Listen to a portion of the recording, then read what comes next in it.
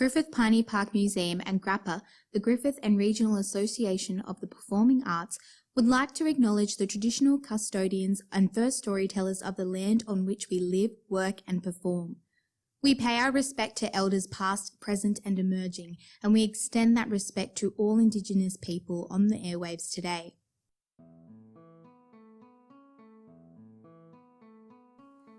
Vintage Voices. Tune into Griffith's History, a radio play series by Griffith Piney Park Museum and GRAPA.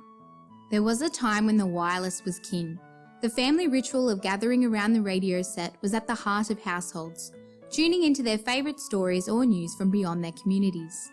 Vintage Voices is the resurrection of this ritual, telling tales based on the real histories of Griffith through the nostalgic radio play.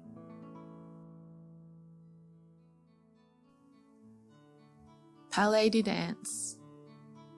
The Palais de Danse was built in Yamble Street, Griffith in 1937 by architect Henri Morel.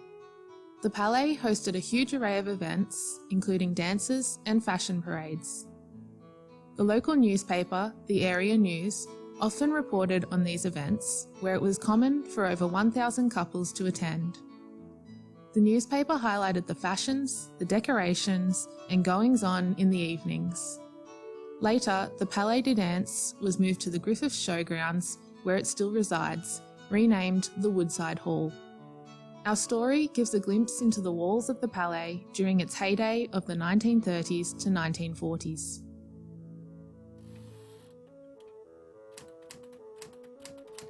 Griffith's newspaper, the Area News, May 1934, the Monster May Cabaret. Griffith's greatest crush, Church Cabaret, a brilliant success. Crowds gather from far and wide. The opening of the new Danse Palais in Yamble Street on Friday night attracted over 1,000 dancers to the Church of England May Cabaret, which inaugurated the 1934 dance season, breaking all existing records. At the height of the night's festivities, when over 500 couples graced the floor, the scene was a memorable one. Reverend Bennett, chairman of the organising committee. The committee, including myself, reached an objective of 1,000 dancers, but what we saw last night far exceeded our expectations.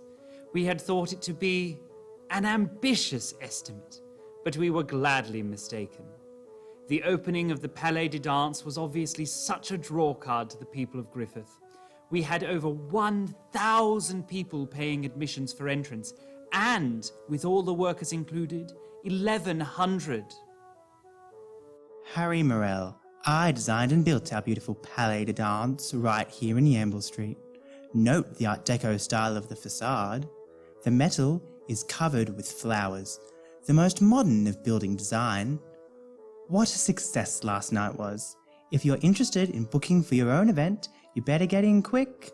I've already started filling the calendar. Police ball, bachelor and spinster's ball, you name it. A credit to all the couples last night, for I could not fault their respect and orderliness. For such a huge crowd, the crush did not degenerate into a boisterous rout, the most cosmopolitan of evenings. It was so pleasing to see the high-spirited youth brush shoulders with the sober citizens.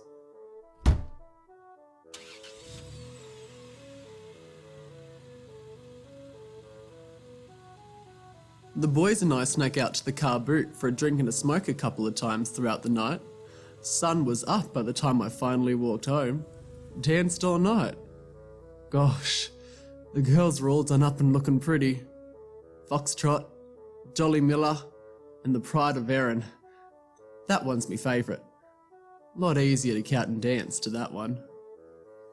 Lanky Dan and those boys were out the back drinking. It wasn't even a dry ball.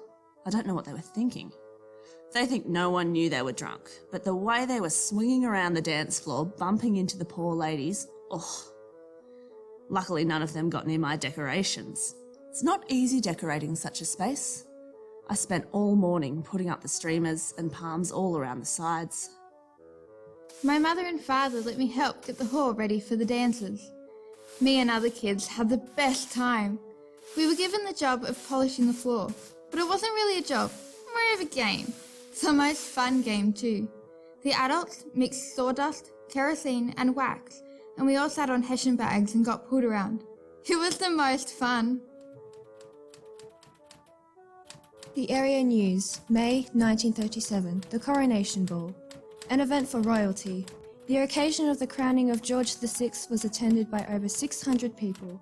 A massive success with proceeds donated to the Griffith Base Hospital. Mr. Morel, everyone was so pleased with my decorations for the coronation ball. Every couple I passed made comments on my work. I was pretty pleased with it myself. The theme was red, white and blue. The whole entire room was decorated, and I created somewhat of an inner pavilion. The tables around the outside and a dance floor in the middle. Oh, it was such a splendid atmosphere. The coronation ball was good. Really good. Those crackerjack lads can play a tune. I tell you what I have to say. Pattie looks so beautiful in her blue dress. Wow, what a looker. The other girls didn't stand a chance when she walked in. One of the older ladies came up to me and asked me about my dress. I told her it was a light blue crepe. I bought the material and made it myself. Well, she said she'd tell the Area News all about my beautiful dress in detail. How exciting is that? My name in the newspaper. It was such a wonderful night all in all, except for that Dan, the lanky one. He kept coming over and trying to dance with me. He thinks he's so charming and sweet. I'd completely won her over by the end of the night, that's for sure. He really needs to grow up. Tommy Simpson and the boys are playing most events down in the Palais de Danse. He's on violin, clarinet, sax. Chick, he plays the piano. Arthur on the drums. And Bertie, he plays the trumpet. They call themselves the Crackerjacks, and boy can they play a tune. The crowd loves them, and they play all night. They never get tired, and neither does the crowd. There's just so much energy in the room, and always so many couples dancing. I see them still dressed up the next day. There are all these new dances too. One step, gypsy tap. Oh, and when they start the swing barn dance, everyone gets up off their feet. The Area News, 1946, the Fashion Parade. After the war, there were fashion parades held down at the Palais. The building was absolutely packed with people, mostly women who had come to see the latest fashions. It was so great for us to see such beauty after those awful years. I was asked to be one of the models in the fashion parade. A lot of the young girls were roped in to show off the new fashions.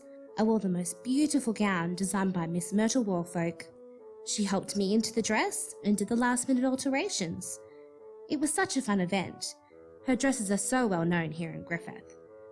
My own wedding dress is going to be made by her, satin with beading all down the front. I felt like a princess walking down that runway, all eyes on me.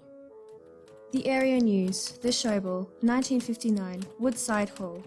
The Palais de Danse is moved from Yamble Street to where it now resides at the Griffith Showground. The building was renamed Woodside Hall after the longtime Show Society president, John Woodside.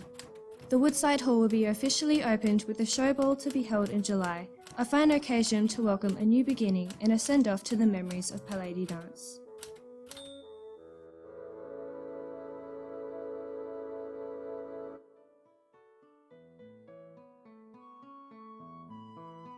Palais de Danse was written by Lisa Semmler and directed by Melanie Toscan.